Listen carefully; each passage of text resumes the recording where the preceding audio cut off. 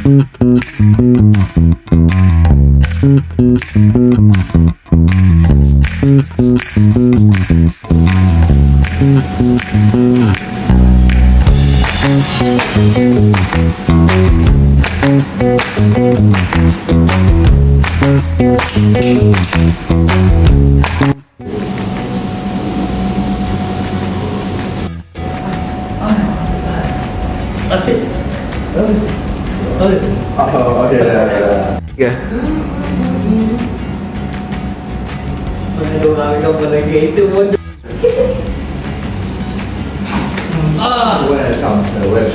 to be here. This is our new helicopter. Okay, I'm overwhelmingly excited. Please give your fire.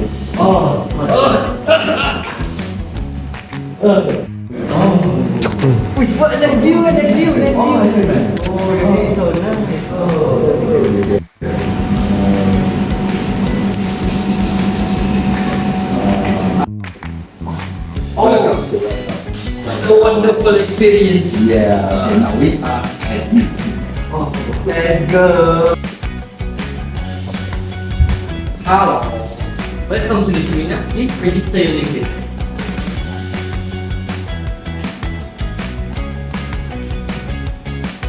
Okay, please proceed to take the program book. Here is the program book, sir. So where should I go? Okay, go over there. Alright. Okay, thank you. Thank you. Good morning, ladies and gentlemen. Welcome to the 2-day professional seminar Reimagining English, Empowering Primary Educators in Malaysia. We extend sincere gratitude to the Federal Territory of Kuala Lumpur Education Department, Melta, and University Malaya for making this collaboration possible. Today, we gather as teachers, researchers, and advocates for language education, united by the goal of nurturing confident young communicators. Welcome and a very good morning. Please register and collect your seminar kit. We will begin shortly after. To open our program, please welcome Dr. Nolia binti Muhammad Azmi, our program coordinator, for the welcoming remarks.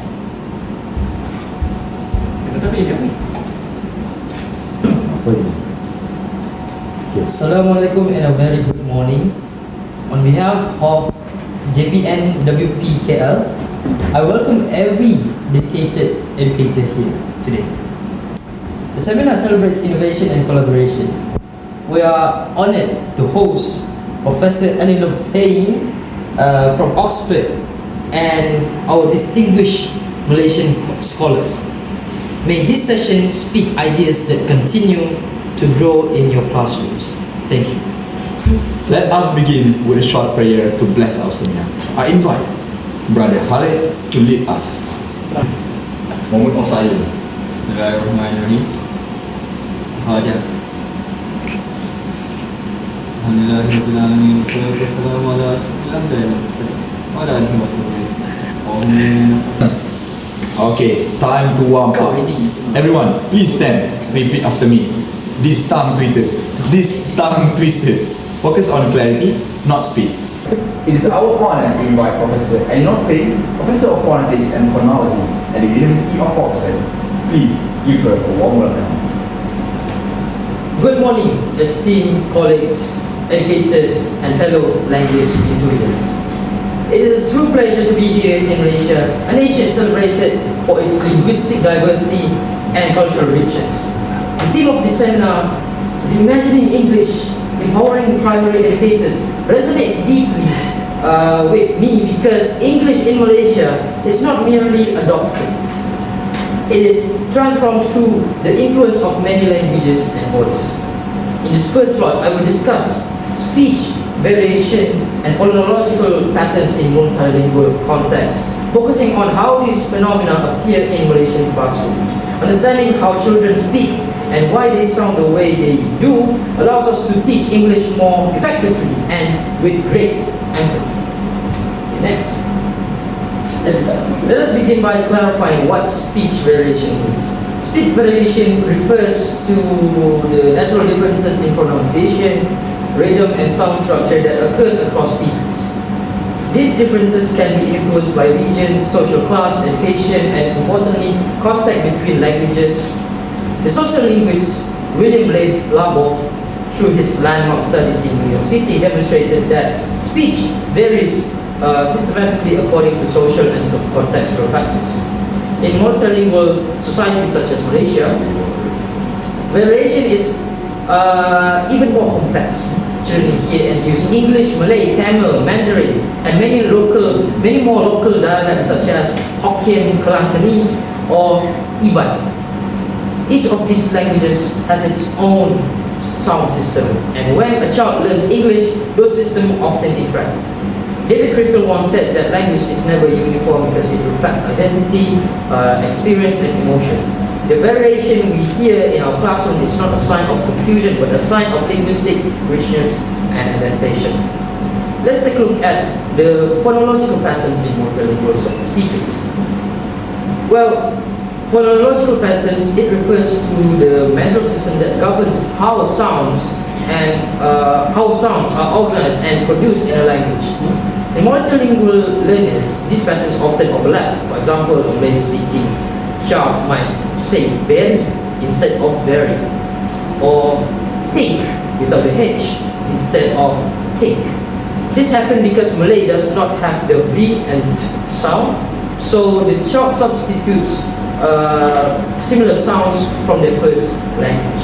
Similarly, a Mandarin-speaking child may pronounce rice as lice, because Mandarin does not contrast in R and earth in the same way English does. These are not careless mistakes, but examples of phonological transfer where the sound patterns of one language influence another. Jim Cummins introduced the idea of interdependence of language system. According to him, when a person learns a second language, their first language acts as a both foundation and a filter. This means that understand a child's first language helps us predict and interpret their pronunciation patterns in English.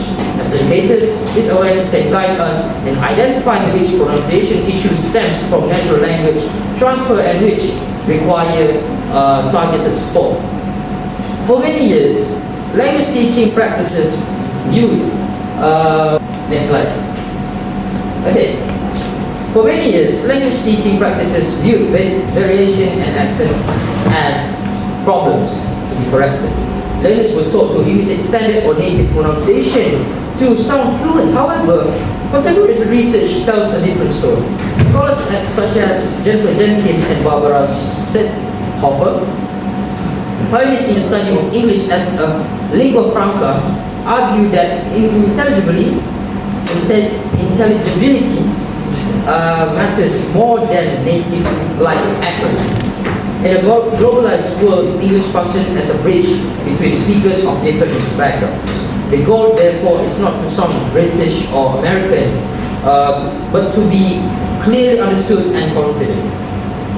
Raj Kachru's theory of the three circles of English helps us understand this further. Malaysia belongs to what he called the outer circle, where English has developed its own localist form, Malaysian English. Malaysian English has its own rhythm, melody, and pronunciation features. It is not broken English, but a living, evolving variety shaped by contact with Malaysia, Malay, and other language. For instance, use of glottal stop in words like better or the shortened vowel in cake reflects natural phonological adaptation. As John Wells and other phonologists have shown, such features are part of a legitimate post-colonial English varieties.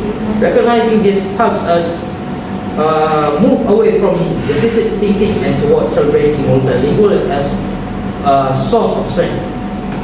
To conclude, the study of speech variation and phonological patterns in multilingual context reminds us that language is a living system shaped by contact, identity, and experience. As primary educators, your role is not to erase these differences, but to nurture them.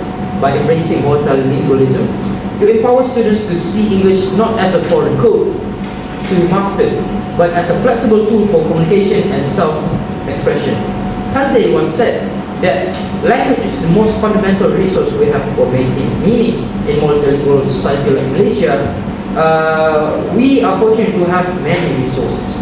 Let us reimagine English not as one fixed voice, but as a beautiful chorus of many accents and identities, each contributing to the melody of education and understanding.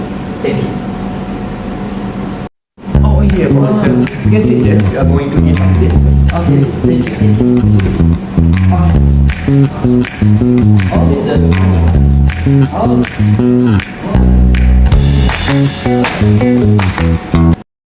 Now, let us welcome Professor Eleanor Payne from the University of Oxford for the next session. Hello again, everyone. It is wonderful to see your enthusiasm continuing into this first workshop. In our earlier session, we explored how multilingual contexts shape pronunciation and sound system. Now, we are going to bring that knowledge into the classroom through the theme exploring prosody and phonetics in ESL classroom. When we teach pronunciation, we focus on sounds like b, p, or t. But in reality, how we use intonation, rhythm, and stress, what we call prosody, carries just as much meaning as the words themselves. In this workshop, we'll discover how prosody and phonetics can be taught in fun and meaningful way for students. Okay, let us begin by clarifying what prosody means. Prosody refers to the music of speech, how we use pitch, rhythm, and stress to convey emotion or emphasis. When someone says "really" in a rising tone, it can show surprise when the same word is said with a falling tone, such as "really." It might signal disbelief or disapproval. Prosody helps listeners understand attitude, emotion, and meaning. For instance, compare these two sentences. She's going to school. Okay, so that is a neutral statement. She is going to school. Emphasis on is, meaning to correct someone. Okay, notice how stress changes the meaning entirely. Research by Patricia Ashby and Peter Roach shows that young learners who practice rhythm and intonation develop clearer pronunciation and better listening skills. Teaching prosody is not only about sound but also about communication and comprehension. Now let us touch on phonetics. Phonetics is the study of how speech sounds are produced, transmitted, and heard. In practical teaching, phonetics helps us understand why students struggle with certain sounds. For example, Malay speakers may find it difficult to distinguish between sheep and sheep because English has a long vowel sound that Malay does not. Understanding this allows teachers to focus on vowel length and mouth shape. Similarly, learners might confuse tan and tan because the nasal sound like n and differ slightly in tongue placement. Teaching students to feel where sounds are made using their lips, teeth, and tongue builds phonetic awareness. This hands-on understanding makes pronunciation practice more scientific, more physical, and more fun. Okay.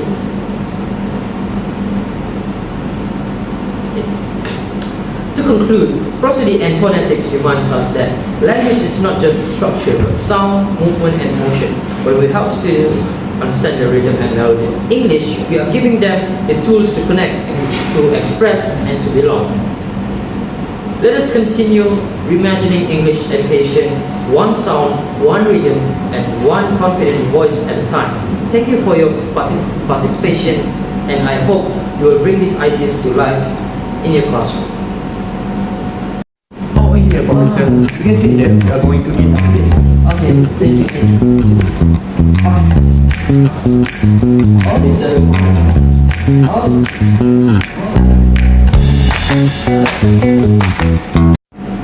Now, we are going to move on to the interactive session. We are once again inviting Professor Eleanor Payne from the University of Oxford. Hello again, everyone. It has been wonderful to see your energy throughout the morning. In our last session, we explored prosody and phonetics in the classroom.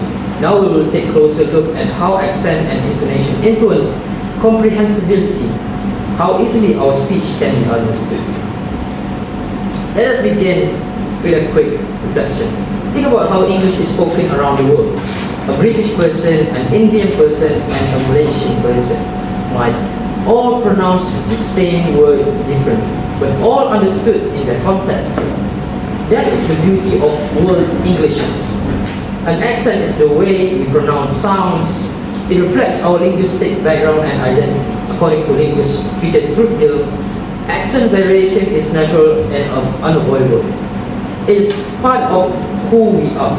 Intonation, on the other hand, refers to how the pitch of our voice rises and falls when we speak. It helps convey meaning, emotions, and attitude. For example, "You're coming?" in a rising tone, which how we question someone. "You're coming?" falling tone, which can be here as a statement. "You're coming?" high rising tone, which can convey the feeling of excitement. It is possible to have a strong accent but still be perfectly intelligible, as long as the intonation pattern is clear. Research by Jennifer Jenkins and Annie Richmond shows that intonation plays a greater role in understanding than accent itself. Let us try a small activity together. Please repeat after me. I didn't say she stole my money. Now listen as I said it again. Each time I stress a different word. Okay. Example 1. I didn't say she stole my money. Which means someone else did. I didn't say she stole my money, which means I deny it.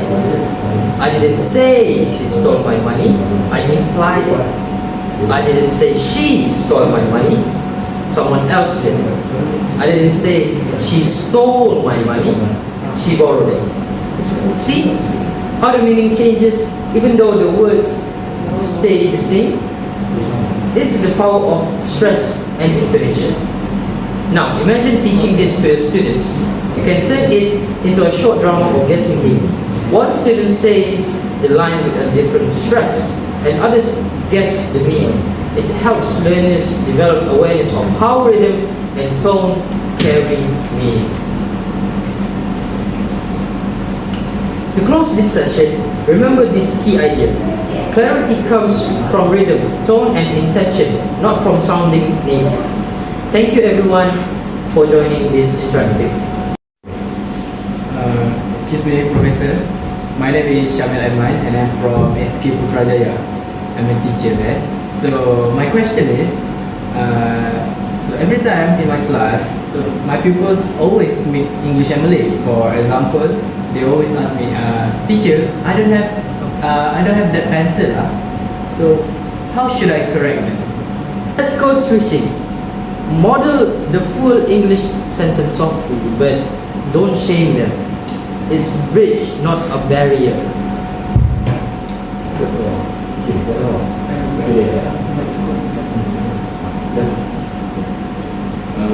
Excuse me, teacher. My name is Samuel and I'm from SK Ceras. Okay, so my question is that, so there are many times that actually parents sometimes demand a British accent from the teachers. So what should we as a teacher tell them? Okay, so that's a good question actually. So you can explain that intelligibility matters most. Malaysian English is valid. Communication is the goal. Hello, Professor. My name is Lee Lon Ang and I'm from SK Kompa. So my question is, we only have 30 minutes per class. So do you have one quick pronunciation tip for me? Okay, thank you for the questions. Well, you can use short rhythm games daily. 2 minutes of clapping or minimal pair listening can work on this. Thank you, Professor Payne. We have learned that variation is strength, not error. Please join us tomorrow at 8:30 a.m. for day 2 featuring Dr. Farah Aina Rahman and Dr. Chiu Shin Lee. Have a pleasant evening.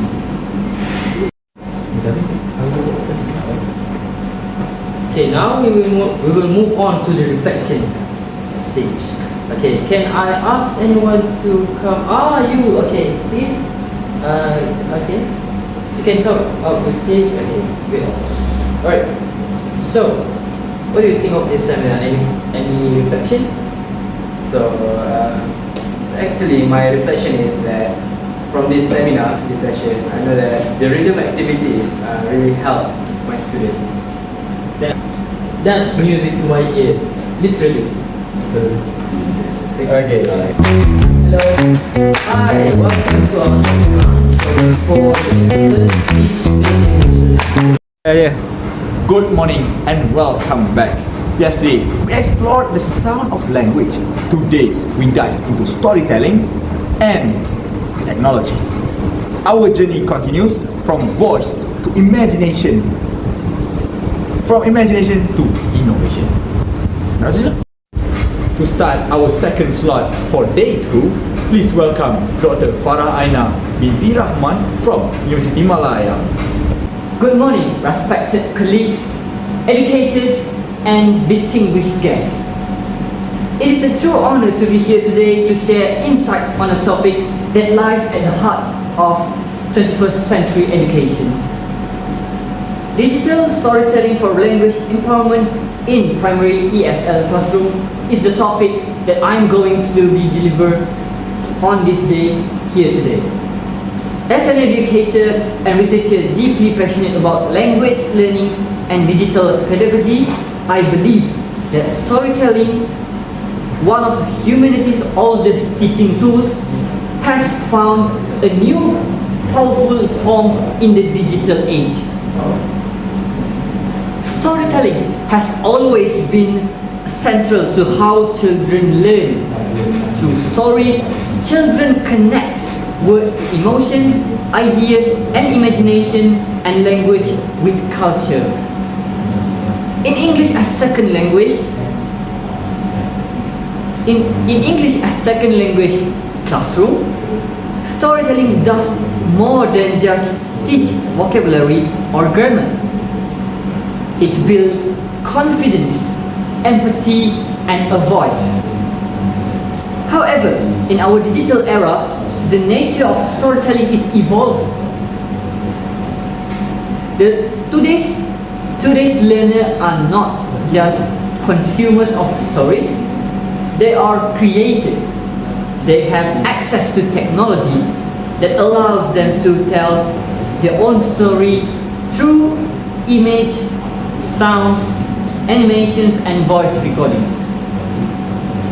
This is where the digital storytelling becomes a transformative tool for language empowerment. Digital storytelling integrates traditional narratives with digital multimedia elements such as pictures, audio, video, and text to tell personal or creative stories. In primary ESL classrooms, this method allows young learners to express themselves creatively while practicing English in a meaningful context. Imagine a group of 10 years old creating a short digital story about my dream place. They write their own scripts, record their voices and background music, and share it with their classmates. Through this process, they practice listening, speaking, reading, and also writing, all in an authentic, engaging, and student-centered environment.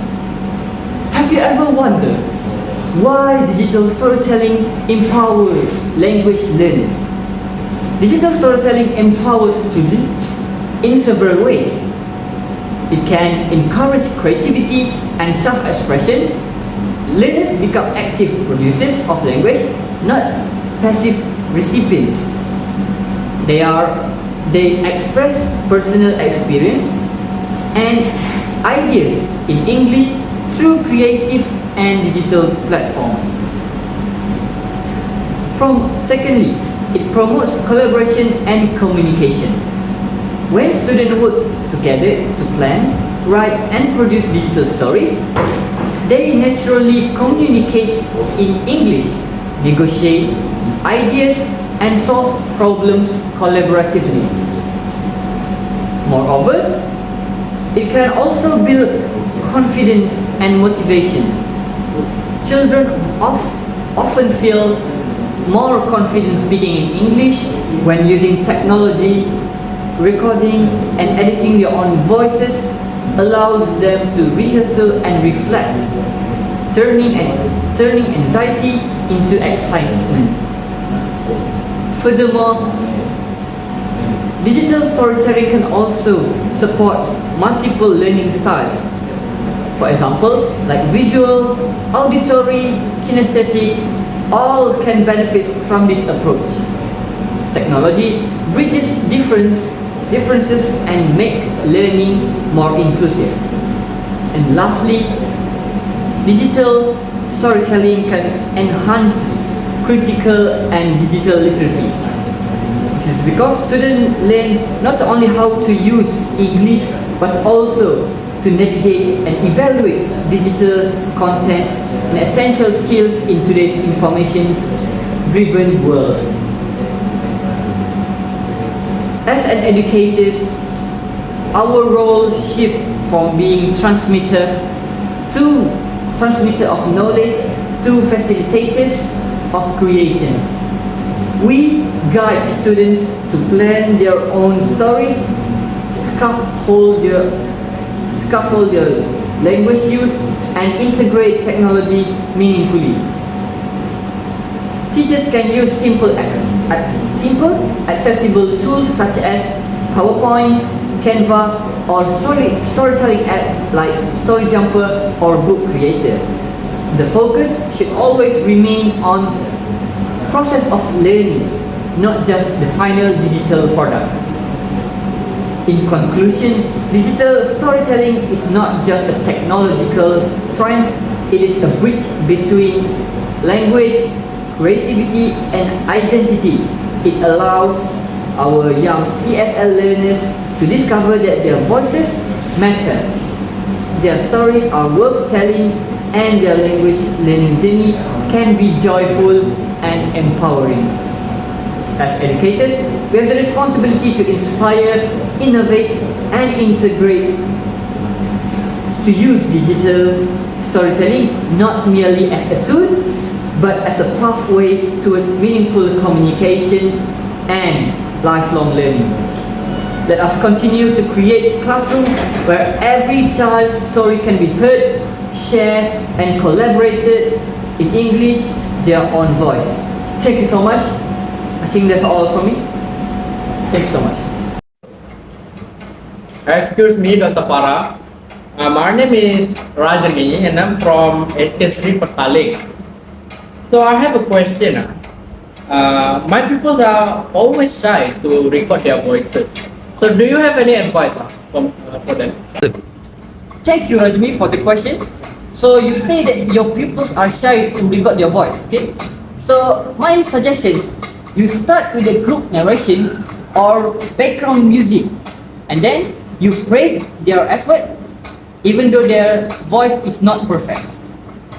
Farah, my name is Muhammad Hafiz and I'm from SK Setapa, and I have a question for you too. So actually some parents say that using device is just playing. So what do you have to say about that? So what advice do you have for me to ensure the parents that using device is more than just playing? That's a good question, Hafiz. Let me rephrase your question. So you say that some parents say using devices are just merely for playing, not for learning. Okay. So what I have to say to that is you can invite them, the parents, to see the result of the student that use digital storytelling. The stories can also align with the curriculum that shows real learning in real life situation. So using devices not only for playing, but it can also be used to learn.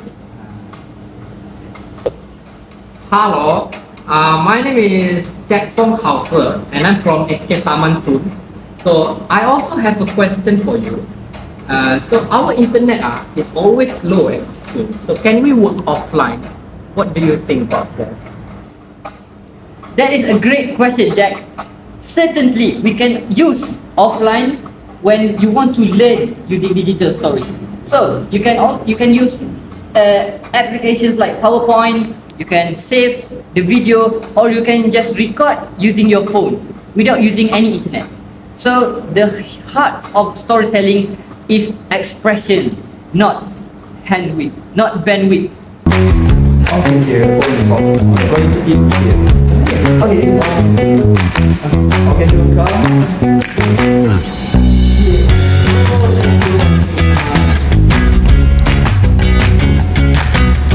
Good afternoon, everyone. Thank you for staying after my earlier session on digital storytelling for language empowerment. Now, let's take that idea one step further. We are going to do a workshop. In this workshop, we are going to explore how to enhance lesson delivery using interactive digital tools combined with story learning, practical strategies you can apply in your own ESL classroom. Before we begin, let me ask, how many of you have used storytelling activity in your English lesson before? Excellent. And how many have integrated digital tools like Kahoot, Book Creator or Canva into those lessons? Okay, so today we will move through 3 simple steps. The first one is understanding interactive tools for engagement. Second one is integrating story meaningfully into lessons. And the third one is combining both approaches for powerful learning outcomes. Okay. Let's start with the first one, using interactive tools to boost engagement. As an educator, we know that attention is a gateway to learning, but in today's classroom, attention is also the hardest thing to maintain. So, how do we maintain the students' attention? Firstly, we can use interactive tools to help us transform passive learners into active participants. For example, using Kahoot, Canva or quizzes. Secondly, tools like Padlet or Jamboard are also excellent for brainstorming story ideas. Let's imagine we are preparing a story-based lesson titled A Day in the Jungle. We can ask the student to brainstorm the ideas and then use the interactive tools like Padlet or Jamboard for them to integrate the idea. Moreover, when learners interact through the technology, they gain sense of ownership. They are not just learning English, they are using English to create, collaborate and communicate.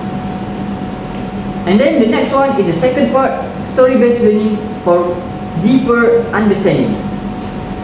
So, storytelling isn't only about entertainment, it is a structure, meaning and connection. When children engage with story, they remember language in context. So for example, imagine you are teaching the team helping others. Instead of just explaining vocabulary like kind, helpful, caring, you can tell them a story that, for example, Ali helps his friend. In the story, Ali finds his friend struggling to carry the books, so he offered his friend some help. From that story, it can show kindness, it can show caring, it can also show helpfulness. Through this process, learners can practice all 4 language skills, listening, speaking, reading and writing, and integrated in a meaningful way. And then the third part is blending both interactive story into action. So step 1 is pre-story, which is to engage. Use interactive tools like word wall to play a quick matching games from hometown related words like park, river, market or school. And then step 2, story creation. let the student explore in small groups to create digital story using book creator. And then for the last part is story sharing. After they engage in groups, create their own story, let them share this story that they have just created. Each group presented their story using classroom projector or tablet. The audience, which is their classmate, can use Mentimeter or Padlet to leave comments like, for example, if the students like the presenter's story, they can comment, "I like your story." And for the last part is reflection and takeaway. To sum up, the combination of interactive tools and story-based learning transform the ESL classroom into space of participation, creativity and empowerment. Teachers need to remember these three keys. The first one is use technology as a bridge, not as a distraction. Second one is keep language learning contextual and purposeful. And the last one, allow the students to own their learning stories. Finally, let's remind ourselves that technology is powerful, but the teacher imagination is even more powerful. When we combine both meaningful stories and purposeful tools, we create lessons that students will remember for a lifetime. Thank you everyone for joining this workshop. See you around another time. Our next session takes us into the future. Please welcome Dr. Chiu Shin Yi from University of Malaya. Good afternoon, everyone. It's really a pleasure to be here today with all of you, passionate educators and future leaders in English language teaching. I'm Dr. Chiu Shin Yi from the Faculty of Languages and Linguistics, University of Malaya. Thank you for inviting me to share insights on innovating 21st century learning through AI and the metaverse in language classroom. As someone who has taught learners across all levels, from preschoolers to university students, I have seen how technology continues to reshape how we teach, how students learn, and how classroom functions.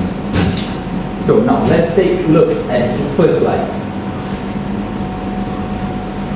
When we talk about 21st century learning, we often refer to the 4 C's, which is critical, thinking, communication, collaboration, and creativity. But in today's classroom, a 5th C is emerging: computational thinking. This means integrating digital tools and intelligent systems to enhance language learning. The question is, how can English teachers make AI and metaverse not just trendy buzzwords, but meaningful teaching tools? Part 1. Understanding AI in language learning. Artificial intelligence is already all around us, from the autocorrect function on your phone to platforms like ChatGPT or Grammarly.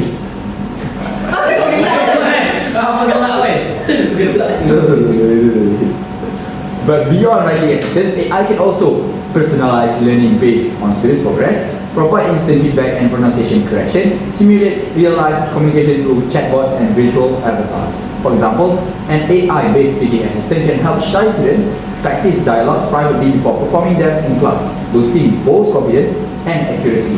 As teachers, our role is to guide AI use ethically, ensuring it complements our teaching rather than replaces the human touch. The metaverse is a shared digital space that combines virtual reality and augmented reality. Imagine your students exploring a virtual English city, ordering food, asking for directions, or interviewing the digital avatars all in English. These immersive experiences make language authentic and interactive. Students don't just learn about English, they live in it. In one of my recent projects called Edusphere, funded by the British Council, we are designing AI-driven metaverse environments to promote educational equity and engagement. This means creating virtual classrooms where even learners from rural or indigenous communities can access high-quality English instruction. It's not just about technology, it's about inclusion, empowerment, and opportunity. As educators, our mission aligns with the United Nations Sustainable Development Goal, or SDG, particularly Goal 4, Quality Education for All. Integrating AI and metaverse tools isn't about only modernization, it's about accessibility. For instance, learners with disabilities can join VR classrooms where voice commands, subtitles, and adaptive visuals support their learning. That's the heart of inclusive 21st century language education. As we move forward, remember this: technology will never replace teachers, but teachers who use technology will replace those who don't. Our challenge is to use innovation wisely, compassionately, and inclusively to ensure every child, regardless of background, can experience the joy of learning English in engaging and empowering ways. Thank you very much, and I look forward to seeing you again in the next session, where we will explore practical strategies for integrating technology in inclusive language teaching. Excuse me, my name is Elia Shafika and I'm from SK Kapur. So actually I have a question about my students always copy the answer from AI like ChatGPT or Gemini or Perplexity. So how do we ensure the real learning instead of AI learning? Ask them to explain or improve the AI text. Evaluation builds understanding. Excuse me, my name is Shirley and I'm from SK Singapore. So my question is, some of us feel overwhelmed by the text. So what do you have to say about that? Oh, thank you, Shirley, for the question. I think you need to use one simple tool first and then progress. Not perfection, it's success. Hello, my name is Chong Chia Singh and I'm from SK Paru. So my question is, not all people have devices. So how can we settle this problem? Okay, thank you, John Yasin, for a great question. I think you need to use session-based activities or shared screens so every child can participate in your lesson. Welcome back, everyone. I hope you enjoyed the earlier session. Now let's move from theory to practice. In this workshop, we will explore hands-on strategies to integrate technology for inclusive English language teaching. Let's start with a simple idea. Technology is not about having fancy tools, it's about creating equal opportunities to learn. In your groups, list the barriers for your students might face in learning English, such as limited internet access, low motivation, or different learning abilities. Then suggest how technology might help reduce these barriers. For example, using offline digital storytelling apps, AI translation tools, or visual aids in AR. After 5 minutes, we will share a few ideas together.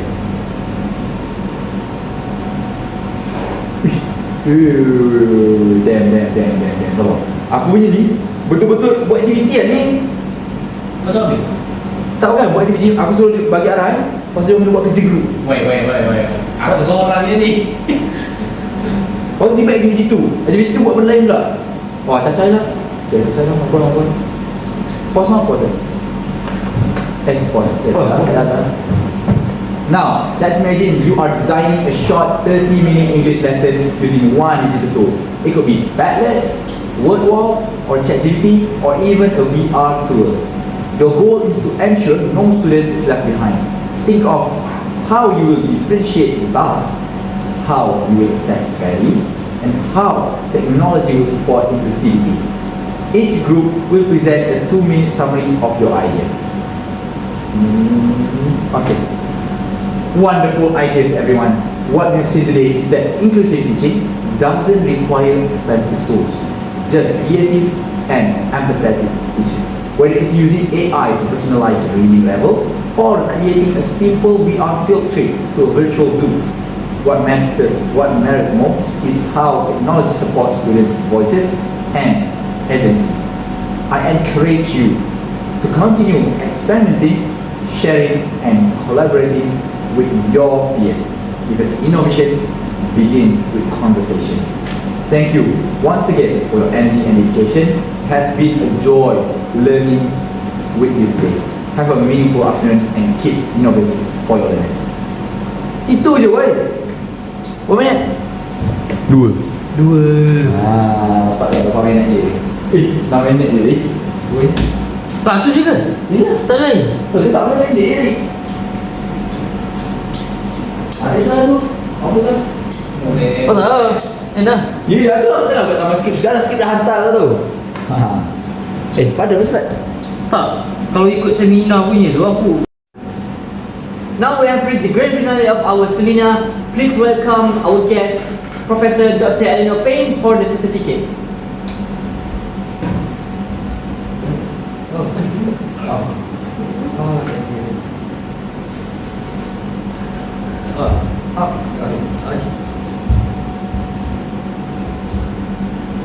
Okay. Thank you. Thank you. Oh, okay. Off.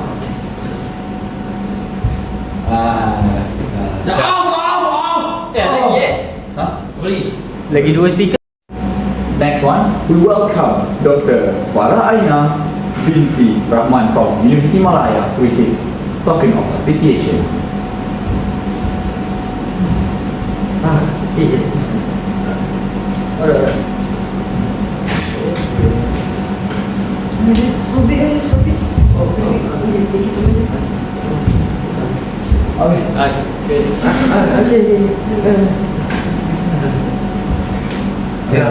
Masuk. Kau pula.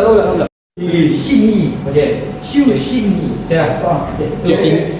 Doktor Ciu sini je hitam. Dua dia. Woi, kau sini sikit dalam kotak ni. Dah. Woi, sini sikit. Dah. We have reached the grand finale of our seminar. Please welcome our guest for the certificate presentation, Dr. Chiu Xing Yi.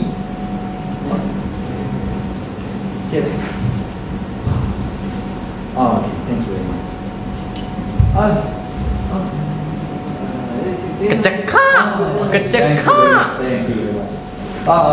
Thank you very much.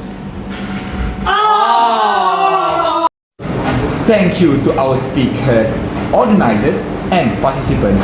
May these 2 days continue to inspire innovative teaching across Malaysia. On behalf of JPN WPKL, Melta, and University Malaya, thank you for joining Reimagining English, Empowering Primary Educators in Malaysia. Safe travels, and may your classrooms echo with confident voices.